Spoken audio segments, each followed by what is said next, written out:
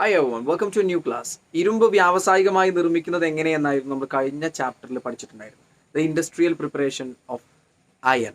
ഇരുമ്പ് നിർമ്മിച്ചതിന് ശേഷം ടെക്സ്റ്റ് ബുക്കിൽ പഠിക്കാനുള്ളത് ഇരുമ്പ് എന്ന് പറയുന്ന ഏറ്റവും കൂടുതൽ നമ്മുടെ നിത്യജീവിതത്തിൽ ഉപയോഗിക്കുന്ന ഒരു ലോഹം, അത് അലോയ് രൂപത്തിൽ നമ്മൾ ഉപയോഗിക്കുന്നുണ്ട്. അലോയ് എന്ന് പറയുന്നത് ലോഹസങ്കരം എന്ന് മലയാളത്തിൽ പറയും. വിവിധ ലോഹങ്ങൾ കൂട്ടിച്ചേർത്ത് പല ലോഹങ്ങളുടെയും ക്വാളിറ്റീസ് ഉള്ള ഒരു ലോഹം, ഒരു മിക്സ്ചർ ഓഫ് ലോഹം, അതാണ് അലോയ് അഥവാ ലോഹസങ്കരം എന്ന് പറയുന്നത്. അലോയികളിൽ തന്നെ നമുക്ക് ഇരുമ്പിന്റെ ടോപ്പിക്കിന്റെ താഴത്ത് പഠിക്കാനുള്ളത് ഇരുമ്പ് ഒരു മുഖ്യ ഘടകമായിട്ടുള്ള അലോയികളുണ്ട്. അതാണ് അലോയ് സ്റ്റീലുകൾ. സ്റ്റീലുകൾ എന്ന് നമ്മൾ ഒരുപാട് കേട്ടതായിരിക്കും. സ്റ്റീൽ എന്ന് വെച്ചാൽ ഇരുമ്പാണെന്നല്ല അർത്ഥം, അയൺ അല്ല. അയണിന്റെ കൂടെ വേറെ കുറേ നമുക്ക് ആവശ്യമുള്ള പ്രോപ്പർട്ടീസ് കിട്ടാൻ ഏതൊക്കെ ലോഹങ്ങൾ കൂട്ടിച്ചേർക്കണമോ അതൊക്കെ കൂട്ടിച്ചേർത്ത ലോഹസങ്കരങ്ങളാണ് അലോയ്സ്, ആണ് അലോയ് സ്റ്റീലുകൾ. സ്റ്റീൽ എന്ന് വെച്ചാൽ അതിലൊരു മെയിൻ കണ്ടന്റ് ആയിട്ട് അയൺ അഥവാ ഇരുമ്പ് ഉണ്ടാവും. ഇരുമ്പടങ്ങിയ ലോഹസങ്കരങ്ങളെ അലോയ്സിനെയാണ് അലോയ് സ്റ്റീൽ എന്ന് പറയുന്നത്. ഏതൊക്കെ തരം അലോയ് സ്റ്റീലുകളുണ്ട്, അതിന്റെ ഉപയോഗം എന്തൊക്കെയാണെന്ന് നമുക്ക് നോക്കാം. സ്റ്റീൽ എന്ന് പറയുന്ന ഇരുമ്പടങ്ങിയ കുറച്ച് സാധനങ്ങളുണ്ട്, നമ്മൾ കേട്ടിട്ടുണ്ടാവും. ഇതിലേക്ക് വേറെയും കുറേ നമുക്ക് ആവശ്യത്തിനനുസരിച്ച് വേറെ മെറ്റൽസ് ചേർത്തുണ്ടാക്കുന്നതാണ് ശരിക്കും അലോയ് സ്റ്റീലുകൾ എന്ന് പറയുന്നത്. സ്റ്റീലുകൾ, അലോയ് സ്റ്റീലുകൾ രണ്ടും വേറെ വേറെ സ്വഭാവമുള്ള ആൾക്കാരാണ്. കുറച്ച് അലോയ് സ്റ്റീലുകൾ താഴത്തെ പട്ടികയിൽ കൊടുത്തിട്ടുണ്ട്. Stainless steel, alnico, nichrome. Stainless steel എന്ന് പറയുന്നതിലും അൽനിക്കോയിലും നിക്രോമിലും ഒക്കെ അയൺ കോമൺ ആയിട്ടുണ്ട്, അതായത് ഇരുമ്പുണ്ട്. കാരണം ഇരുമ്പുള്ളതാണല്ലോ നമ്മൾ സ്റ്റീൽ എന്ന് പറയുന്നത്. അപ്പോൾ ഇതിൽ ഘടകങ്ങൾ കൊടുത്തിട്ടുണ്ട്, പ്രത്യേകത കൊടുത്തിട്ടുണ്ട്, ഉപയോഗം കൊടുത്തിട്ടുണ്ട്. നമ്മുടെ ആദ്യത്തെ സ്റ്റെയിൻലെസ് സ്റ്റീലിൻ്റെ പ്രത്യേകത നല്ല ഉറപ്പുണ്ടെങ്കിൽ തന്നെ ഉപയോഗിക്കാൻ എന്താ പറ്റുക, പാത്രം, വാഹനഭാഗം ഇതൊക്കെ നിർമ്മിക്കാൻ പറ്റും അല്ലേ. ബോഡി പാർട്സ് ഓഫ് വെഹിക്കിൾസ് ഞാൻ പറഞ്ഞിട്ടുണ്ടായിരുന്നു. അൽനിക്കോയിൽ വേറെ കുറച്ച് ഘടകങ്ങളാണുള്ളത്. അലുമിനിയം, കൊബാൾട്ടൊക്കെ എക്സ്ട്രാ ഉണ്ട്, നേരത്തെ ഉണ്ടായിരുന്ന ആൾക്കാരെക്കാൾ. ആരില്ല, ക്രോമിയോ നിക്കലും ഇല്ല. ഇതിൻ്റെ പ്രത്യേകത എന്താ, കാന്തിക സ്വഭാവം ഉണ്ട്. കാന്തിക സ്വഭാവം ഉണ്ടെങ്കിൽ, അതായത് മാഗ്നറ്റിക് നേച്ചർ ഉണ്ടെങ്കിൽ പെർമനൻറ്റ് മാഗ്നറ്റ്സ് നിർമ്മിക്കാൻ വേണ്ടി, സ്ഥിരകാന്തങ്ങൾ നിർമ്മിക്കാൻ വേണ്ടി നമുക്ക് ഉപയോഗിക്കാൻ പറ്റും. നെക്സ്റ്റ് നിക്രോമാണ്. നിക്രോമിൻ്റേതും ആദ്യത്തെ സ്റ്റെയിൻലെസ് സ്റ്റീലിൻ്റെയും നോക്കുക നിങ്ങൾ, രണ്ടും ഒരേ എലമെൻസ് ആണുള്ളത്, ലോഹങ്ങളാണുള്ളത്. പക്ഷേ രണ്ടിൻ്റെ പ്രത്യേകത വേറെ വേറെയാണ്. ഒന്ന് ഉറപ്പുള്ളതാണ്, ഒന്ന് ഉയർന്ന പ്രതിരോധം, ഹയർ റെസിസ്റ്റിവിറ്റി ഉള്ളതാണ്. ഇതിൻ്റെ ഉപയോഗം, യൂസ് എന്താണ്, ഹീറ്റിംഗ് കോയിലുകൾ നിർമ്മിക്കുന്നതിന് അല്ലേ. ഹീറ്റിംഗ് കോയിലുകൾ എന്ന് വെച്ചാൽ നല്ല പ്രതിരോധമുള്ള ചാലകങ്ങളിലൂടെ വൈദ്യുതി കടന്നു പോകുമ്പോൾ റെസിസ്റ്റൻസ് ഉള്ളത് കൊണ്ട് അവിടെ ഹീറ്റ് പ്രൊഡ്യൂസ് ചെയ്യപ്പെടും. ഓക്കെ, നെക്സ്റ്റ് ഇപ്പോൾ സ്റ്റെയിൻലെസ് സ്റ്റീലും നിക്രോമിലും ഒരേ ആൾക്കാരാണുള്ളത്, പക്ഷേ രണ്ടിൻ്റെ സ്വഭാവം വേറെ വേറെയാണ്. എന്തുകൊണ്ടാണ്, അതിൻ്റെ എമൗണ്ട് വ്യത്യസ്തം ആയിരിക്കും. ഇപ്പോൾ നമുക്ക് ഒരു നുള്ള് പഞ്ചസാരയും ഒരു ചാക്ക് ഉപ്പും മിക്സ് ചെയ്ത് കഴിഞ്ഞാൽ അതിന് ഉപ്പിൻ്റെ സ്വഭാവമേ ഉണ്ടാവുള്ളൂ അല്ലേ. ഇനി ഒരു നുള്ള് ഉപ്പും ബാക്കിയൊക്കെ പഞ്ചസാരയും മിക്സ് ചെയ്ത് കഴിഞ്ഞാൽ പഞ്ചസാര സ്വഭാവമായിരിക്കും ഉണ്ടാവുക. പക്ഷേ രണ്ടും പറയുമ്പോൾ ആൾക്കാർ സെയിം തന്നെയാണ്. ഇതേപോലെ അളവ് മാറ്റം വരുത്തിയാൽ നമുക്കതിൻ്റെ പ്രത്യേകതകൾ മാറ്റം വരുത്താൻ പറ്റും എന്ന് മനസ്സിലാക്കാം. ലോഹ നിർമ്മാണം എന്ന് പറയുന്ന ചാപ്റ്ററിൽ ഇരുമ്പ് നമ്മൾ ഉണ്ടാക്കുന്നത് എങ്ങനെയാണെന്ന് കണ്ടു. ഇരുമ്പിനെ പോലെ തന്നെ നമുക്ക് ഏറ്റവും ഉപകാരപ്രദവും ഏറ്റവും ആവശ്യമുള്ളതുമായ ഒരു ലോഹമാണ്, ഒരു മെറ്റലാണ് അലുമിനിയം. അലുമിനിയത്തിന് എന്തൊക്കെ ആവശ്യമുണ്ട് ആദ്യം നമുക്ക് നോക്കാം. നമ്മൾ പാത്രങ്ങൾ, പാചകം ചെയ്യുന്ന കുക്ക്വേഴ്സ്, അതായത് പാത്രങ്ങൾ നിർമ്മിക്കാൻ നമ്മൾ അലുമിനിയം ഉപയോഗിക്കുന്നു. കാരണം അലുമിനിയം നന്നായി താപം കടത്തിവിടും. Aluminium can conduct higher amount of heat. Next, electricity നന്നായി പാസ് ചെയ്യാൻ പറ്റുന്ന ആളാണ് ആര്, അലുമിനിയം. അതുകൊണ്ട് ഇലക്ട്രിസിറ്റി പാസ് ചെയ്യുന്ന ചാലകങ്ങളായിട്ട്, കണ്ടക്ടറുകളായിട്ട് ഉപയോഗിക്കാൻ പറ്റും. അടുത്തത്, റിഫ്ലക്ടറുകൾ നിർമ്മിക്കാൻ നമുക്ക് ഉപയോഗിക്കാൻ പറ്റും. റിഫ്ലക്ടറുകൾ എന്ന് വെച്ചാൽ തിളങ്ങുന്ന, രാത്രിയൊക്കെ തിളങ്ങുന്ന, അതുണ്ടാക്കാൻ പറ്റും. വാഹനങ്ങളുടെ ബോഡി പാർട്സ്, അത് റിഫ്ലക്ടറുമായിട്ട് ഉപയോഗിക്കാൻ പറ്റാനുള്ള റിഫ്ലക്ടറുകളായി ഉപയോഗിക്കാനുള്ള കാരണം നന്നായി പ്രകാശത്തെ പ്രതിഫലിപ്പിക്കാനുള്ള കഴിവുള്ള ലോഹമാണ് അലുമിനിയം എന്നുള്ളത് കൊണ്ടാണ് അല്ലേ. അപ്പോൾ പാചക പാത്രങ്ങളായി ഉപയോഗിക്കുന്നു, കണ്ടക്ടറുകളായിട്ട് ഉപയോഗിക്കുന്നു, റിഫ്ലക്ടറുകളായിട്ട് ഉപയോഗിക്കുന്നു. പിന്നെ വേറൊരു പ്രത്യേകത, വാഹനങ്ങളുടെ ബോഡി പാർട്സ് നിർമ്മിക്കാൻ ഉപയോഗിക്കാം നമുക്ക് അലുമിനിയം. കാരണം വാഹനങ്ങളുടെ ബോഡി പാർട്സിന് വല്ലാതെ കനം ഉണ്ടായി കഴിഞ്ഞാൽ മൈലേജ് കുറയും. കനം ഉണ്ടാവാൻ പാടില്ല, എന്നാൽ നല്ല ബലവും കാഠിന്യമുള്ള സാധനം ആവുകയും വേണം. അങ്ങനെ ഒരു സാധനമാണ് aluminium. So we can use aluminium as body parts of vehicles. Okay, അപ്പോൾ ഇത്രയും ഒരുപാട് ആവശ്യങ്ങൾക്ക് നമ്മൾ അലുമിനിയം ഉപയോഗിക്കുന്നുണ്ട്. ഇനി ഒരുപാട് കാര്യങ്ങൾ കേട്ടോ, ഏറ്റവും പ്രധാനപ്പെട്ട കുറച്ച് പറഞ്ഞു എന്നേ ഉള്ളൂ. അപ്പോൾ ഇത്രയും ഉപകാരപ്രദമായിട്ടുള്ള അലുമിനിയം മണ്ണിൽ നിന്ന് കുഴിച്ചെടുക്കുന്നത് മുതൽ അതിൽ നിന്ന് ശുദ്ധമായിട്ടുള്ള അലുമിനിയം വേർതിരിച്ചെടുക്കുന്നത് വരെ എന്തൊക്കെ സ്റ്റെപ്പ് ഉണ്ടോ അതിൻ്റെ മൊത്തം മെറ്റലർജിയുടെ സ്റ്റെപ്പുകളാണ് നമ്മൾ പഠിക്കാൻ പോകുന്നത്. ഫാക്ടറിയിൽ അലുമിനിയം വ്യാവസായികമായി നിർമ്മിക്കുന്നത് എങ്ങനെ, വ്യാവസായിക നിർമ്മാണം അല്ലെ, അലുമിനിയത്തിൻ്റെ വ്യാവസായിക നിർമ്മാണം, industrial preparation of aluminium. Aluminium ഭൂമിയിൽ കിടക്കുന്നത് ഒറ്റയ്ക്കല്ല കിടക്കുന്നത്. അലുമിനിയം കുറച്ച് റിയാക്ടിവിറ്റി കൂടിയ ആളാണ്, ക്രിയാശീലത കൂടിയ ആളാണ്. അതുകൊണ്ട് വേറെ കുറേ മെറ്റൽസ് ആയിട്ട് കൂടി ചേർന്നായിരിക്കും അലുമിനിയം കിടക്കുന്നുണ്ട്. മെറ്റൽസ് അല്ലട്ടോ, വേറെ കുറേ എലമെന്റ്സുമായിട്ട്, മൂലകങ്ങളുമായിട്ടോ അല്ലെങ്കിൽ കുറേ സംയുക്താവസ്ഥയിലൊക്കെ കിടക്കുന്നുണ്ടാവും. അപ്പോൾ ഇതിൽ നിന്ന് നമുക്ക് അലുമിനിയത്തെ വേർതിരിച്ചെടുക്കണം. ഓക്കെ, നമുക്കറിയാം അലുമിനിയം എന്ന് പറയുന്നത് ഏറ്റവും ആദ്യം കണ്ടെത്തിയ മെറ്റലൊന്നുമല്ല. ഏറ്റവും ആദ്യം ഭൂമിയിൽ പെട്ടെന്ന് കിട്ടുന്ന മെറ്റൽസ് ആയിരിക്കും മനുഷ്യന്മാർ കണ്ടെത്തിയിട്ടുണ്ടാവും പണ്ടത്തെ ആൾക്കാർ. കാരണം അധികം ആൾക്കാരുമായിട്ട് കൂടിച്ചേരാതെ, ക്രിയാശീലത കുറഞ്ഞ ആൾക്കാർ അധികമായിട്ട് കൂടിച്ചേരില്ലല്ലോ. അപ്പോൾ അങ്ങനെ ഒറ്റയ്ക്ക് കിട്ടുന്നുണ്ടാവും. അവരെ നമുക്ക് പെട്ടെന്ന് കുഴിച്ചെടുക്കാൻ പറ്റുമെന്ന് മാത്രമല്ല, ശുദ്ധീകരിക്കേണ്ട പ്രോസസ്സ് വളരെ സിമ്പിളായിരിക്കും. പക്ഷേ അലുമിനിയം അങ്ങനെയല്ല. അലുമിനിയം എന്നൊക്കെ പറയുന്നത് ഒറ്റയ്ക്ക് നിൽക്കില്ല, ഭയങ്കര ക്രിയാശീലതയാണ്. എല്ലാവരും റിയാക്ട് ചെയ്തിട്ട് കോമ്പൗണ്ടുകൾ ഇങ്ങനെ ഫോം ചെയ്തുകൊണ്ടേയിരിക്കും.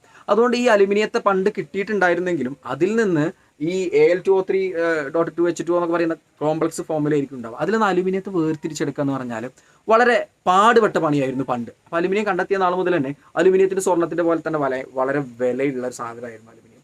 ഈ അലുമിനിയം പിന്നെ എങ്ങനെയാണ് ചീപ്പായിട്ട് ഇപ്പോൾ കിട്ടുന്നത്? ചീപ്പ് എന്ന് വെച്ചാൽ വില കുറഞ്ഞിട്ട് എങ്ങനെയാണ് നമുക്ക് കിട്ടുന്നതെന്ന് ചോദിച്ചു കഴിഞ്ഞാൽ, പിന്നീട് ഹോൾ ഹെറാൾട്ട് എന്ന് പറയുന്ന സയൻറ്റിസ്റ്റുകൾ വന്നിട്ട് ഈ അലുമിനിയം അതിൻ്റെ ധാതു അല്ലെങ്കിൽ അയിരിൽ നിന്ന് വേർതിരിച്ചെടുക്കാനുള്ള മാർഗം കണ്ടുപിടിച്ചു. അതിനുശേഷമാണ് അലുമിനിയത്തിന് വില കുറഞ്ഞത്. അപ്പോൾ ഈ അലുമിനിയം ഭൂമിയിൽ നിന്ന് കുഴിച്ചെടുക്കുമ്പോൾ നമുക്ക് അലുമിനിയത്തിൻ്റെ അയിരുകളായിട്ട്, ഓറുകളായിട്ടാണ് കിട്ടുന്നുണ്ടാവും. അതിൽ ഏറ്റവും നല്ല അലുമിനിയത്തിൻ്റെ ഓറ നമ്മൾ ഉപയോഗിക്കുന്നത് ബോക്സൈറ്റ് ആണ്. ബോക്സൈറ്റിൻ്റെ formula Al2O3.2H2O. Right. Next topic, bauxite എന്ന് പറയുന്ന അലുമിനിയത്തിൻ്റെ അയിര് അഥവാ ഓറിൽ നിന്ന് അലുമിനിയം ശുദ്ധമായി വേർതിരിച്ചെടുക്കുന്ന ഏതൊക്കെ സ്റ്റെപ്പുകളാണ് നമുക്ക് പഠിക്കേണ്ടത് എന്ന് നോക്കാം. അലുമിനിയത്തിൻ്റെ നിർമ്മാണം. അലുമിനിയം ഏറ്റവും കൂടുതൽ കാണപ്പെടുന്ന അലുമിനിയത്തിൻ്റെ അയിര് എന്ന് പറയുന്നത് ബോക്സൈറ്റ് ആണ്. ബോക്സൈറ്റ് എന്ന് പറയുന്നതിൻ്റെ കെമിക്കൽ ഫോർമുല, രാസസൂത്രം Al2O3.2H2O. അതായത് അലുമിനിയത്തിൻ്റെ കൂടെ ഓക്സിജൻ ഉണ്ട്, കുറച്ച് ലൂസ് കണക്ഷനിൽ 2H2Oയും കിടപ്പുണ്ട്. അതായത് ഈ ഡോട്ട് ഇടുന്നതിന് ഒരർത്ഥമുള്ളത് അത് ലൂസ് കണക്ഷനിലാണെന്നാണ്. കെമിക്കൽ കണക്ഷൻ തന്നെയാണ് അവർ തമ്മിലുള്ളത്. ഈ Al2O3യും H2Oയും തമ്മിൽ കെമിക്കൽ കണക്ഷൻ തന്നെയാണുള്ളത്, പക്ഷേ അത് ലൂസ് കെമിക്കൽ കണക്ഷനാണ്. അതാണ് അവിടെ ഡോട്ട് ഇട്ടിട്ടുള്ളത് കേട്ടോ. അപ്പോൾ ബോക്സൈറ്റിൻ്റെ ഫോർമുലയാണത്. ഇതിൽ നിന്ന് ബാക്കിയുള്ളതിനെയൊക്കെ കളഞ്ഞിട്ട് നമുക്ക് ഏതിനെ മാത്രമായിട്ട് സെപ്പറേറ്റ് ചെയ്തെടുക്കണം? അലുമിനിയത്തെ മാത്രമായിട്ട് സെപ്പറേറ്റ് ചെയ്തെടുക്കണം. ആദ്യത്തെ മാർഗ്ഗം ഇത് വളരെ സിമ്പിളാട്ടോ. ടെക്സ്റ്റ് ബുക്ക് വായിച്ചു കഴിഞ്ഞാൽ വളരെ കോംപ്ലക്സ് ആയിട്ട് നമുക്ക് ചിലപ്പോൾ ഫീൽ ചെയ്യും. പക്ഷേ അങ്ങനെയല്ല. ഈ ഒരു ചാർട്ട് നിങ്ങൾ ടെക്സ്റ്റ് ബുക്കിലേക്ക്, നോട്ട്ബുക്കിലേക്ക് വരയ്ക്കുകയാണെങ്കിൽ ഇത് വളരെ സിമ്പിളായിട്ട് പഠിക്കാൻ പറ്റും. വളരെ സിമ്പിളായിട്ട് ഞാനതൊന്ന് ചുരുക്കി പറയാം. ആദ്യം ബോക്സൈറ്റിനെ ലീച്ചിങ് ചെയ്യാം, അഥവാ ഏതെങ്കിലും ഒരു ആപ്റ്റായിട്ടുള്ള അതിന് പറ്റിയ ഒരു ലിക്വിഡിൽ മുക്കുക. എടുത്തിരിക്കുന്ന ലിക്വിഡ് NaOH ആണ്. അതിൽ ബോക്സൈറ്റ് ലയിച്ചു കഴിഞ്ഞാൽ ലീച്ചിങ് ആയി. ആദ്യത്തെ അയിരിൻ്റെ സാന്ദ്രണത്തിൽ 4 ഓപ്ഷനായിട്ടുള്ള ഒരു ഓപ്ഷനാണ് ലീച്ചിങ്. ആ ലീച്ചിങ് ചെയ്യുമ്പോൾ ബോക്സൈറ്റ് എന്ന് പറയുന്ന ആള് സോഡിയം അലുമിനേറ്റ് ആയിട്ട് മാറുന്നു, NaAlO2. സിമ്പിളായിട്ട് ഞാൻ ചുരുക്കി പറയാം, ബാക്കി ഡീറ്റെയിൽ പിന്നെ പറയാം. അപ്പോൾ NaAlO2 എന്ന് പറയുന്നതിലേക്ക് നമ്മൾ അലുമിനിയം ഹൈഡ്രോക്സൈഡ്, എന്താണ് അലുമിനിയം ഹൈഡ്രോക്സൈഡ്, AlOH ത്രൈസ് 3, ആ സാധനം ചേർത്തിട്ട് ഇളക്കിയിട്ട് കൂടുതൽ അലുമിനിയം OH3യെ തന്നെ അവക്ഷിപ്തപ്പെടുത്തും, താഴത്തുണ്ടാക്കും. അതായത് ഈ സാധനത്തിലേക്ക് സോഡിയം അലുമിനേറ്റ് ആണിത്, ഞാനത് എഴുതാം. സോഡിയം അലുമിനേറ്റിലേക്ക് അലുമിനിയം ഹൈഡ്രോക്സൈഡ് ചേർത്തിട്ട് ഇളക്കി കഴിയുമ്പോൾ ഈ ചേർത്ത അലുമിനിയം ഹൈഡ്രോക്സൈഡ് താഴെ അടിഞ്ഞുകൂടുമെന്ന് മാത്രമല്ല, നമ്മൾ ചേർത്തതിനേക്കാൾ കൂടുതൽ അടിഞ്ഞുകൂടും. അതായത് ഇതിലെ കുറച്ച് കാര്യങ്ങളുടെ ഇതിൽ മിക്സ് ആയിട്ട് അടിഞ്ഞുകൂടും. ബാക്കി നമുക്ക് കിട്ടുന്നത് Al2O3 മാത്രമാണ്. Al2O3 മാത്രമാണ്. അപ്പോൾ കുറച്ച് അലുമിനിയം ഹൈഡ്രോക്സൈഡ് ചേർത്ത് മിക്സ് ആക്കിയത് ഇങ്ങനെ ഇളക്കിയതിന് ശേഷം നമുക്ക് കിട്ടുന്നത് Al2O3 ആണ്.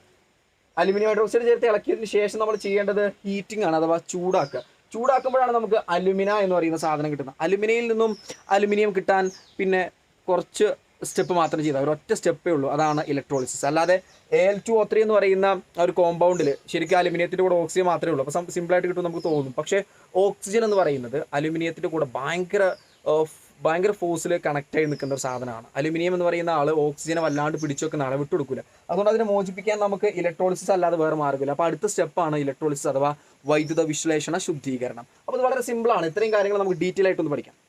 ഭൂമിയിൽ നിന്ന് കുഴിച്ചെടുക്കുമ്പോൾ ബോക്സൈറ്റ് എന്ന് പറയുന്ന രൂപത്തിലാണ് അലുമിനിയം കിടക്കുന്നത്. അലുമിനിയത്തിന്റെ കൂടെ വേറെ കുറേ ആൾക്കാരുണ്ടെന്ന് നമ്മൾ പറഞ്ഞു. ഒരു അയിര് കിട്ടിക്കഴിഞ്ഞാൽ നമ്മൾ ആദ്യം ചെയ്യുന്ന പരിപാടി അതിനെ പൊടിക്കലാണ്, പൗഡർ ദി ഓർ. അതിനുശേഷം മെറ്റലർജി, അതായത് ലോഹനിഷ്കർഷണത്തിന്റെ ആദ്യത്തെ സ്റ്റെപ്പ്, മെയിൻ 3 സ്റ്റെപ്പുകളിൽ ഒന്ന് അയിരിന്റെ സാന്ദ്രണമാണ്, അല്ലേ, കോൺസെൻട്രേഷൻ ഓഫ് ദി ഓറാണ്. അങ്ങനെ ചെയ്യുന്ന സമയത്ത് അതിൽ 4 ഓപ്ഷൻ നമുക്ക് ഉണ്ടായിരുന്നതിൽ ഒന്നാണ് ലീച്ചിങ്. ഇവിടെ ലീച്ചിങ് ആണ് ചെയ്യുന്നത്. ഏതെങ്കിലും അനുയോജ്യമായ ലായനിയിൽ നമ്മൾ ബോക്സൈറ്റിനെ മുക്കിയിട്ട് അത് കെമിക്കൽ റിയാക്ഷൻ നടത്തുന്നു. അത് അവരെന്നെ ചെയ്തോളൂ, നമ്മൾ ഇട്ടെടുത്താൽ മതി. അപ്പോൾ ലീച്ചിങ്ങിന് ശേഷം നമുക്ക് കിട്ടുന്ന ഒരു പ്രൊഡക്റ്റാണ് NaAlO2. Sodium aluminate. Sodium aluminate കിട്ടിയത് എപ്പോഴാണ്? ബോക്സൈറ്റിന് സോഡിയം ഹൈഡ്രോക്സൈഡ് എന്ന് പറയുന്ന ലിക്വിഡിൽ സൊല്യൂഷനിൽ നമ്മൾ ലീച്ചിങ് ചെയ്തപ്പോൾ സോഡിയം അലുമിനേറ്റ് കിട്ടി. സോഡിയം അലുമിനേറ്റിലേക്ക് കുറച്ച് അത് അരിച്ചു മാറ്റി ഒക്കെ ചെയ്ത ശേഷം കുറച്ച് അലുമിനിയം ഹൈഡ്രോക്സൈഡ് ചേർത്ത് ഇളക്കുന്നു. അലുമിനിയം ഹൈഡ്രോക്സൈഡ് എന്ന് വെച്ചാൽ AlOH ത്രൈസ്. ഓക്കെ, ഈ സാധനം വെച്ച് ഇളക്കുന്ന സമയത്ത് കുറേ അവക്ഷിപ്തം ഉണ്ടാവും, പ്രസിപ്പിറ്റേറ്റ് എന്ന് കേട്ടിട്ടുണ്ട്. അവക്ഷിപ്തം എന്ന് പറഞ്ഞാൽ എന്താണ്? ഏതെങ്കിലും ഒരു ലിക്വിഡിൻ്റെ അല്ലെങ്കിൽ സൊല്യൂഷൻ്റെ അകത്ത് അടിഞ്ഞുകൂടുന്ന ആ സൊല്യൂഷനിൽ അല്ലെങ്കിൽ ആ ഒരു ലിക്വിഡിൽ ലയിക്കാതെ കട്ടി പിടിച്ച് താഴെ കിടക്കുന്ന സാധനങ്ങളാണ് നമ്മൾ പ്രസിപ്പിറ്റേറ്റ് അല്ലെങ്കിൽ അവക്ഷിപ്തം എന്ന് പറയാം. ഈ അവക്ഷിപ്തം ഉണ്ടാവുന്നത് നമ്മൾ ഇട്ട AlOH3യുടെ അവക്ഷിപ്തം തന്നെയാണ്. നമ്മൾ ഇടുന്നത് തന്നെയാണ്, അവക്ഷിപ്തപ്പെടുന്നതും അത് തന്നെയാണ്. പക്ഷെ നമ്മൾ ഇടുന്നതിനേക്കാൾ കൂടുതൽ ഉണ്ടാവും. അപ്പോൾ ലാസ്റ്റ് ഈ അവക്ഷിപ്തം ഉണ്ടായ ശേഷം സോഡിയം അലുമിനേറ്റ് അലുമിന എന്ന് പറയുന്ന Al2O3 എന്ന് പറയുന്ന ഫോമിലേക്ക് മാറിയിട്ടുണ്ടാവും. എപ്പോൾ നമുക്ക് കിട്ടിയ അലുമിനിയം ഹൈഡ്രോക്സൈഡ് ഉണ്ടാവില്ല അവക്ഷിപ്തപ്പെട്ടതിന് ശേഷം. അപ്പോൾ ഈ ഇതിലേക്കാണ് ഇത് ആഡ് ചെയ്തത്, എന്നിട്ട് അവക്ഷിപ്തപ്പെടുത്തുന്നു, താഴത്തേക്ക് അടിഞ്ഞു കൂട്ടുന്നു. അതിനുശേഷം ചൂടാക്കുമ്പോൾ അലുമിനിയം കിട്ടും. അലുമിനിയെ വൈദ്യുത വിശ്ലേഷണം ചെയ്താൽ നമുക്ക് അതിൽ നിന്നും അലുമിനിയം കിട്ടും. ഒന്നുകൂടെ വ്യക്തമാക്കാം, ഇതിനെ ലീച്ചിങ് ചെയ്യുന്നു, ലീച്ചിങ് ചെയ്തിട്ട് സോഡിയം അലുമിനേറ്റ് ആക്കി മാറ്റുന്നു. ലീച്ചിങ് കഴിയുമ്പോൾ തന്നെ അത് സോഡിയം അലുമിനേറ്റ് ആയിട്ട് മാറും. ശേഷം അലുമിനിയം ഹൈഡ്രോക്സൈഡ് ചേർത്തിട്ട് പ്രസിപ്പിറ്റേറ്റ് ഉണ്ടാക്കുന്നു. അതിനെ അരിച്ചെടുത്ത് ചൂടാക്കുന്ന സമയത്ത് അലുമിന എന്ന് പറയുന്ന Al2O3 എന്ന് പറയുന്ന സംയുക്തം കോമ്പൗണ്ട് കിട്ടും. അതിൽ നിന്ന് അലുമിനിയം വേർതിരിച്ചെടുക്കാൻ പ്രയാസമാണ്. അലുമിനയുടെ വൈദ്യുത വിശ്ലേഷണം അഥവാ ഇലക്ട്രോളിസിസ് ഓഫ് അലുമിന. ഇതിന് നമുക്ക് നോർമലി ഒരു ആനോഡും ഒരു കാഥോഡും എടുത്തിട്ടുള്ള ചെറിയ പരിപാടിയല്ല ഫാക്ടറിയിൽ ചെയ്യുന്നത്. ഇതുപോലെ വലിയൊരു ടാങ്ക് ഉണ്ട്. ടാങ്കിൻ്റെ അടിവശത്തുള്ള ഭാഗത്താണ് നെഗറ്റീവ് ചാർജ്, മുകളിൽ പോസിറ്റീവ് ചാർജുകളുള്ള കാർബൺ ദണ്ടുകൾ തൂക്കിയിട്ടിരിക്കുന്നു. അലുമിന എന്ന് പറയുന്ന Al2O3 വേറെ എന്തൊക്കെ ചെയ്താലും അലുമിനിയത്തിൽ നിന്ന് ഓക്സിജൻ വേർതിരിഞ്ഞ് കിട്ടില്ല എന്നുള്ളത് കൊണ്ടാണ് നമ്മൾ വൈദ്യുതി തന്നെ ഇവിടെ ഒരു നിരോക്സികാരി ഉപയോഗിച്ചത്. എന്താ നിരോക്സികാരി അല്ലെങ്കിൽ റെഡ്യൂസിങ് ഏജന്റ് എന്ന് പറഞ്ഞാൽ ഓക്സിജനെ കളയുന്ന ആൾ എന്നർത്ഥം. ഇവിടെ ഓക്സിജനെ കളഞ്ഞിട്ടല്ലേ നമുക്ക് അലുമിനിയത്തെ അതിൽ നിന്ന് സെപ്പറേറ്റ് ചെയ്തെടുക്കേണ്ടത്. അപ്പോൾ ഏറ്റവും നല്ല നിരോക്സികാരിയായിട്ട് ഇവിടെ എടുത്തിരിക്കുന്നത് ഇലക്ട്രോളിസിസ് അല്ലെങ്കിൽ വൈദ്യുതിയാണ്. അലുമിനയുടെ ഇലക്ട്രോളിസിസ് മറ്റു വൈദ്യുത വിശ്ലേഷണങ്ങളുമായിട്ടുള്ള വ്യത്യാസം എന്താണെന്ന് വെച്ചാൽ ഇവിടെ ഒരുപാട് പോസിറ്റീവ് അഗ്രങ്ങളുണ്ട് അല്ലേ. മറ്റേ നമുക്ക് ഒരു പോസിറ്റീവ് എൻഡും ഒരു നെഗറ്റീവ് എൻഡും ഇങ്ങനെയൊക്കെയാണ് ഉണ്ടാവാറ്. ഇവിടെ ഈ ഫിഗർ ഒന്ന് എക്സ്പ്ലെയിൻ ചെയ്യാൻ നമുക്ക്. താഴെ ഭാഗം മൊത്തം എടുത്തിരിക്കുന്നത് കാർബൺ ലൈനിങ് ആണ്, അതായത് അവിടെയാണ് നെഗറ്റീവ് ചാർജ് ഉള്ളത്. കണ്ടല്ലോ, കാർബൺ ലൈനിങ്ങിൽ മൊത്തം നെഗറ്റീവ് ചാർജ് ആണ്. അപ്പോൾ ഈ പ്രോസസ്സ് നടക്കുന്ന സമയത്ത് പോസിറ്റീവ് ചാർജുള്ള എന്തൊക്കെയുണ്ടോ അതൊക്കെ ഈ താഴ്ഭാഗത്തേക്ക് അട്രാക്ട് ചെയ്ത് വരും എന്ന് നമുക്ക് മനസ്സിലായി. ഓക്കെ, ഇനി ഇവിടെ ഈ എടുത്തിരിക്കുന്നത് പോസിറ്റീവ് ചാർജുള്ള ഭാഗമാണ്. ഇവിടെ ഈ താഴ്ത്തി വെച്ചിരിക്കുന്നത് കാർബണിന്റെ തന്നെ കുറച്ച് ദണ്ടുകളാണ്, റോഡുകളാണ്. റോഡ് എന്ന് വെച്ചാൽ വഴിയല്ല, ദണ്ട് എന്നാണ് അർത്ഥം. അപ്പോൾ ഇവിടേക്ക് ആകർഷിക്കപ്പെടുന്നത് എന്തായിരിക്കും? നെഗറ്റീവ് ചാർജുള്ള സാധനങ്ങളായിരിക്കും. അപ്പോൾ ഈ ഏത് സാധനങ്ങൾക്കാണ് നെഗറ്റീവും പോസിറ്റീവും ചാർജ് ഉള്ളത് നമ്മൾ എടുക്കുന്നതിൽ എന്ന് ചോദിച്ചു കഴിഞ്ഞാൽ അലുമിനയിൽ, അതായത് Al2O3 അല്ലെ, അലുമിനിയം ഉണ്ട്, ഓക്സിജനും ഉണ്ട്. ഇതിന് കറണ്ട് കടന്നു പോകുമ്പോൾ എന്തായാലും ഇലക്ട്രോളിസിസിൽ ആദ്യം നടക്കുന്ന പ്രോസസ്സ് കറണ്ട് കടത്തിവിടലായിരിക്കും. ഈ കറണ്ട് കടന്നു പോകുന്ന സമയത്ത് അലുമിനിയവും ഓക്സിജനും വേറെ വേറെ ആവും. നമുക്കറിയാം അലുമിനിയം എന്ന് പറയുന്നത് +3 ചാർജുള്ള ആളായിരിക്കും എപ്പോഴും അല്ലെ. അലുമിനിയം എപ്പോഴും 3 ഇട്ട് കൊടുക്കുക. അലുമിനിയത്തിന്റെ ഇലക്ട്രോൺ വിന്യാസം നമ്മൾ എഴുതുമ്പോൾ 2, 8, 3 ആണ്. അലുമിനിയം 3 ഇട്ട് കൊടുക്കുക, അതുകൊണ്ട് +3 ആയിരിക്കും അതിന്റെ ചാർജ് ഉണ്ടാവും. അപ്പോൾ അലുമിനിയം അതിന്റെ +3 ചാർജ് അവസ്ഥയിലേക്ക് മാറും. ഓക്സിജൻ എപ്പോഴും O2- ചാർജാണ് അതിനുണ്ടാവാറ് അല്ലെ, സംശയമൊന്നുമില്ല. അപ്പോൾ ഇവിടെയുള്ള 2 അയോണുകൾ എന്ന് പറയുന്നത് O2- അലുമിനിയം 3+, അതായത് +3 ആണ്. അപ്പോൾ പോസിറ്റീവ് ചാർജ് ഉള്ളത് അലുമിനിയത്തിനാണ്, അതുകൊണ്ട് നെഗറ്റീവ് ഭാഗത്തേക്ക് ആകർഷിക്കപ്പെടുന്നത്, കാർബൺ ലൈനിങ്ങിന്റെ ഈ ഭാഗത്തേക്ക് ആകർഷിക്കപ്പെടുന്നത് അലുമിനിയം ആയിരിക്കും. പോസിറ്റീവ് ചാർജുള്ള അലുമിനിയം. ഇവിടെ ഓക്സിജൻ നെഗറ്റീവ് ചാർജ് ആണ്, അതുകൊണ്ട് തന്നെ ഇവിടെ പോസിറ്റീവായി എടുത്തിരിക്കുന്ന കാർബണിന്റെ ദണ്ടിലേക്ക് ആകർഷിക്കപ്പെടുന്നത് ഓക്സിജനും ആയിരിക്കും. ഈ ഡീറ്റെയിൽസ് ഒക്കെ പറയുന്നതിന് മുന്നേ തന്നെ നമ്മൾ നേരത്തെ പറഞ്ഞു ഈ അലുമിന എന്ന് പറയുന്ന Al2O3 അതിനെ നല്ലൊരു ഇലക്ട്രോലൈറ്റ് ആക്കി മാറ്റാൻ വേണ്ടിയിട്ട്, അത് നന്നായി കണ്ടക്ടിവിറ്റി കൂട്ടാനും പെട്ടെന്ന് ഉരുക്കുവാനും വേണ്ടിയിട്ട്, to increase the conductivity and to melt fast. Okay, ഇത് രണ്ടിനും കൂടെ വേണ്ടിയിട്ടാണ് നമ്മൾ ആ കെമിക്കൽ ആഡ് ചെയ്തിട്ടുള്ളത്. ഏതാണത്? ക്രയോലൈറ്റ് ആഡ് ചെയ്യുമ്പോൾ നല്ല കണ്ടക്ടറായിട്ട് മാറും, പെട്ടെന്ന് ഉരുകുകയും ചെയ്യും. അപ്പോൾ നമ്മുടെ കാര്യങ്ങളൊക്കെ പെട്ടെന്ന് നടക്കും. ഇനി ഇവിടെ പോസിറ്റീവ് ചാർജ് ആയിട്ടുള്ള അലുമിനിയം നെഗറ്റീവ് ചാർജ് ആയിട്ടുള്ള ഈ താഴെ ഭാഗത്തേക്ക് വന്നിട്ട് എന്താണ് സംഭവിക്കുക? നമുക്കറിയാം പോസിറ്റീവ് ചാർജ് ഉള്ള ആൾ എന്ന് വെച്ചാൽ അയാൾ ഓൾറെഡി 3 ഇലക്ട്രോൺ വിട്ടുകൊടുത്തു എന്നാണ് അർത്ഥം. ഇനി ഇലക്ട്രോണിനെ സ്വീകരിക്കുകയായിരിക്കും ചെയ്യുക. അതായത് അലുമിനിയം 3+ അല്ലെങ്കിൽ +3 എന്ന് പറയുന്ന ആള് എത്ര ഇലക്ട്രോൺ സ്വീകരിക്കേണ്ടി വരും? ഇനി ആദ്യം അയാൾക്ക് 3 നഷ്ടപ്പെട്ടിട്ടുണ്ടാവും, അതുകൊണ്ടാണ് അത് +3 ആയി കിടക്കുന്നത്. അയാൾ ഇനി 3 ഇലക്ട്രോണിനെ സ്വീകരിച്ചിട്ട് ചാർജ് ഇല്ലാത്ത അലുമിനിയം ആയിട്ട് മാറും. അതായത് ഇവിടെ ഇലക്ട്രോണിനെ അക്സെപ്റ്റ് ചെയ്യുന്ന പ്രോസസ്സ് അഥവാ റിഡക്ഷൻ, നിരോക്സീകരണം നടന്നു. എവിടെയാണ് നിരോക്സീകരണം നടന്നത്? നെഗറ്റീവ് ചാർജ് ഉള്ള ഈ താഴെ ഭാഗത്ത് വന്നിട്ടാണ് അപ്പോൾ അലുമിനിയം ഉണ്ടായത്. ഈ ഉണ്ടായ അലുമിനിയം അപ്പോൾ ഇവിടെ ഇങ്ങനെ ഉരുകിയിട്ട് കിടക്കും. എവിടെ? കാർബൺ ലൈനിങ് നെഗറ്റീവ് ചാർജുള്ള ഭാഗം എടുത്തിട്ടുണ്ട്, അതിന്റെ മേലെ ഇങ്ങനെ ഉരുകിയിട്ട് കിടക്കും. അപ്പൊ നിങ്ങൾക്ക് ചിലക്ക് സംശയം ഉണ്ടാവും, അല്ല സാധാരണ എടുക്കുന്ന വൈദ്യുത വിശ്ലേഷണങ്ങളിൽ എടുക്കുന്ന പോലെ തന്നെ പോസിറ്റീവ് നെഗറ്റീവ് എടുത്താൽ എന്താ മാശയ പ്രശ്നമാണ്? പ്രശ്നം എന്താന്ന് വെച്ചാൽ ഇവിടെ നമുക്ക് അലുമിനിയം ഉരുകിയിട്ടാണ് കിട്ടുക. ഓക്കെ, അപ്പൊ നമുക്ക് താഴെ ഭാഗത്ത് കിട്ടലേ നല്ലത്, അല്ലാതെ ഏതെങ്കിലും റോഡിൽ പോയിട്ട് ഒട്ടിപ്പിടിക്കുന്നതിനേക്കാൾ നല്ലത് അലുമിനിയം ഉരുകിയിട്ട് കിട്ടുന്നതാണ്. അപ്പൊ അങ്ങനെ ഉരുകിയിട്ട് കിട്ടുന്ന ഫോമില് ആയതുകൊണ്ടാണ് നമ്മൾ താഴെ ഭാഗത്ത് ഇത് കളക്ട് ചെയ്യാൻ വേണ്ടിയിട്ട് താഴെ ഭാഗത്തുള്ള ഈ മൊത്തം വാളിനും താഴെ ഭാഗത്തുള്ള ബോട്ടം സർഫസിനൊക്കെ നമ്മൾ നെഗറ്റീവ് ചാർജ് കൊടുക്കാൻ വേണ്ടിയിട്ട് കാർബൺ ലൈനിങ് അവിടെ എടുത്തിരിക്കുന്നത്. പോസിറ്റീവ് ചാർജ് കിട്ടാൻ ഉള്ള സ്ഥലങ്ങൾ മേലെയുണ്ട്. ഇനി പോസിറ്റീവ് ഭാഗത്തേക്ക് ആകർഷിക്കപ്പെടുന്നത്, പോസിറ്റീവ് ഭാഗത്തേക്ക് കറണ്ട് ഇവിടെ ഇതിനെ വിഭജിച്ചപ്പോൾ ബ്രേക്ക് ചെയ്തപ്പോൾ പോസിറ്റീവ് ഭാഗത്തേക്ക് ആകർഷിക്കപ്പെടുന്നത് തീർച്ചയായിട്ടും O2- ആയിരിക്കും. O2- എന്ന് പറയുന്നത് ഈ കാർബണിന്റെ, ഇത് കാർബൺ ആട്ടോ, അവിടെ പോയിട്ട് എന്താ സംഭവിക്കുക? ഓക്സിജൻ എന്ന് പറയുന്നത് 2- ആണ് ചാർജ്. അതായത് 2 ഇലക്ട്രോണിനെ ഓൾറെഡി അക്സെപ്റ്റ് ചെയ്താണ്. ഓക്സിജൻ 2- ആണ് ചാർജ്. അയാൾ ഇനി O ആയിട്ട് മാറും. എപ്പോ? ആ അധികമുള്ള 2 ഇലക്ട്രോൺ വിട്ടുകൊടുക്കുമ്പോൾ. പക്ഷേ അപ്പോൾ ഓക്സിജന്റെ പ്രത്യേകത എന്ന് വെച്ചാൽ ഓക്സിജൻ ഒരു ഡയാറ്റോമിക് മോളിക്യൂളാണ്, അതായത് ദ്വയാറ്റോമിക് തന്മാത്രയാണ്, ഒറ്റയ്ക്ക് നിൽക്കില്ല. അതുകൊണ്ട് തന്നെ ഈ ഓക്സിജൻ വേറെ ഉണ്ടാവുന്ന ഓക്സിജനെ കൂടി ചേർന്ന് O2 ആയിട്ട് മാറും. അതാണ് ഞാൻ ഇവിടെ എഴുതിയിരിക്കുന്നത്. അത് 2 ഇക്വേഷനായിട്ട് എഴുതേണ്ട, ഒറ്റ ഇക്വേഷൻ തന്നെ എഴുതുക. ഒരു ഓക്സിജന് പകരം 2 ഓക്സിജൻ പോയിട്ട് പ്രവർത്തിക്കുന്നത് എഴുതുക. അപ്പോൾ ഒരു ഓക്സിജൻ പോയി കഴിഞ്ഞാൽ 2 ഇലക്ട്രോണെ വിട്ടുകൊടുക്കുന്നത്, 2 ഓക്സിജൻ പോകുമ്പോൾ 4 ഇലക്ട്രോൺ വിട്ടുകൊടുക്കും, O2 ഉണ്ടാവും. ഓക്കെ, അത് നമ്മൾ ഇതിനു മുമ്പ് ഒരുപാട് ഡിസ്കസ് ചെയ്തായിരുന്നു, വേണ്ടി റിപ്പീറ്റ് ചെയ്യുന്നില്ല. ഓക്കെ, ഇനി ഇവിടെ ഉണ്ടാവുന്ന അലുമിനിയം താഴത്താണ് അടിഞ്ഞുകൂടുന്നത്. ഇവിടുന്ന് പോയ ഓക്സിജൻ മേലേക്കാണ് പോകുന്നത്. മേലേക്ക് പോകുമ്പോൾ പ്രത്യേകത എന്ന് വെച്ചാൽ ഇവിടെ കാർബൺ ഉണ്ട്, ഇവിടെ ഉണ്ടായ ഓക്സിജൻ ഈ കാർബണായിട്ട് പ്രവർത്തിച്ച് കാർബൺ ഡൈ ഓക്സൈഡ് ഉണ്ടാവും. അങ്ങനെ ഈ ദണ്ട് കുറച്ച് കഴിയുമ്പോൾ ശോഷിക്കും, അതിങ്ങനെ നശിക്കും. അപ്പോൾ മാസത്തിൽ നമുക്ക് ഇതിങ്ങനെ മാറ്റി കൊടുക്കേണ്ടി വരും ഈ ദണ്ട്. അപ്പോൾ ഇത് ഈ ദണ്ടിന്റെ പരിക്ക് കുറക്കാൻ വേണ്ടി ഈ കാർബണുമായി ഈ ഓക്സിജൻ പ്രവർത്തിച്ചിട്ട് കാർബൺ ഡൈ ഓക്സൈഡ് ഉണ്ടാവുന്നത് കുറയ്ക്കാൻ വേണ്ടിയിട്ട് വേറെ കുറച്ച് കാർബണിന്റെ പൗഡർ നമ്മൾ മേലെ വിതറിയിട്ടുണ്ട്. അപ്പോൾ ഇതുമായിട്ട് പ്രവർത്തിച്ചോളും ആര്? ഈ ഓക്സിജൻ. അപ്പോൾ ഇയാളുടെ പരിക്ക് കുറേ കുറഞ്ഞോളും. അല്ലേ, ഒരാൾ പോയാൽ കിട്ടുന്ന തല്ലിനേക്കാൾ കുറവായിരിക്കും 2 ആൾ പോയാൽ കിട്ടുന്നത്, കാരണം ഷെയർ ചെയ്യുമല്ലോ ഇതേപോലെ.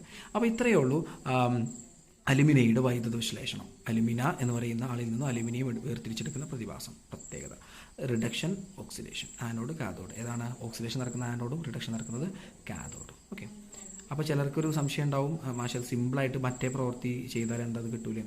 ഒരു ആനോഡ് ഒരു കാഥോഡ് വെച്ചിട്ട് ഇവിടെ നമുക്ക് ആവശ്യം അങ്ങനെ ചെയ്യാതിരിക്കാൻ കാരണം അലുമിനിയം താഴത്ത് ഉരുകി കിട്ടാൻ വേണ്ടിയിട്ടാണ്. അപ്പോൾ ഉരുകി താഴത്തടിഞ്ഞു കൂടല്ലേ നമുക്ക് വേണ്ടത്, മേലെ ഇങ്ങനെ ഒട്ടിപ്പിടിച്ച കൊണ്ട് കാര്യമില്ലല്ലോ. താഴത്തടി ഉരുകി കിട്ടുകയാണെങ്കിൽ ഒരു മെറ്റൽ നമുക്ക് കൂടുതൽ എഫക്റ്റീവായിട്ട് കളക്ട് ചെയ്യാൻ പറ്റും അലുമിനിയൊക്കെ. ഓക്കെ, ബോക്സൈറ്റിനെ എർത്തിൻ്റെ ക്രസ്റ്റിൽ നിന്ന് കുഴിച്ചെടുത്ത് പൊടിച്ച് ലീച്ചിങ് ചെയ്ത് ബാക്കി പ്രോസസ്സൊക്കെ കഴിഞ്ഞ് ഇപ്പം നമ്മൾ വൈദ്യുത വിശ്ലേഷണം വരെ എത്തി, അതും കഴിഞ്ഞു. ഇപ്പം നമുക്ക് ശുദ്ധമായിട്ടുള്ള അലുമിനിയം കയ്യിലുണ്ട്. ഇത്രയേ ഉള്ളൂ അലുമിനിയത്തിൻ്റെ വൈദ്യുത വിശ്ലേഷണം. ഇതിലെ ഈ ഇക്വേഷൻസൊക്കെ ഇമ്പോർട്ടൻ്റ് ആണ്, ഇവിടെ നടക്കുന്ന പ്രവർത്തനം ഇമ്പോർട്ടൻ്റ് ആണ്. സോ ഇന്നത്തെ ക്ലാസ് ഇത് മതി, നമുക്ക് ബാക്കി നെക്സ്റ്റ് ക്ലാസ്സിൽ എടുക്കാം. ഓക്കെ.